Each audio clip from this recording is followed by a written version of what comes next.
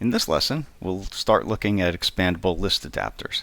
Expandable list adapters are used in lists that contain sublists. When the user clicks on an item in the main list, it expands to show a list of sub-items. This is similar to a two-level tree view and can be very useful with the relatively small device screens. A tree view is not a natively supported Android control, and it can be difficult with a finger trying to click on the plus or minus for expanding or collapsing a node. In this example, we're going to create a list of departments and the employees in each department. There's a lot going on here, so this will span 2 lessons. In the end, our list will look like this. So I have my main list with the list of departments, and if I select a department, I see the people within the department. Each one of the employees has a status and a name, and when I select it, I get the selection position up in this text view. So that's where we're trying to go to. To get there, the first step we need is an employee item resource. So that's just the name and the status.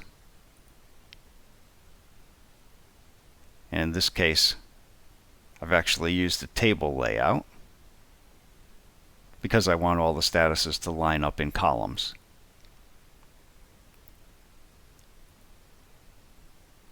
Then I need an employee object, and it very simply is just a container for the name and the status. So this should look a lot like what we did with the custom list adapters, and in fact, it's very similar. When we get to the employee list adapter, we're descending from a thing called a simple list adapter, which does descend from base list adapter, which is what we used in the custom list.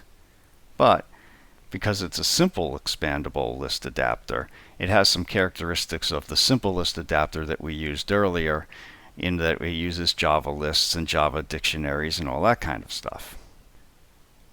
In our list of members, we have some constant strings that define our 2 fields, our name and our status.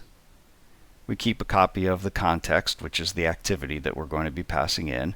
Then we have a couple of Java list collections. The first one is the group data. So this is a list of the groups, and then we have a child data group. In our constructor, we populate those. So we pass in the context, then we pass in the group data, we pass in a group layout, and a group from, and a group to. If you remember the simple list adapter, we had a similar arrangement where we had to pass in an ID for a resource that we were going to use for the items, and then we had to pass in string arrays that said this is the field name of the from object, and then this is going to be the ID of the resource within the layout to put that from object to. In this case, we do that for the group, and then we also do it for the children. And we pass in child data.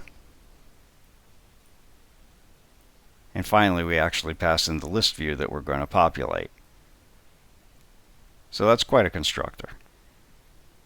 One of the little notes that should be made is that for the group data and the child data collections, we make a copy of those right in our adapter. Often the method that populates the list disposes of the objects, and then they're no longer actually available when we need to use them.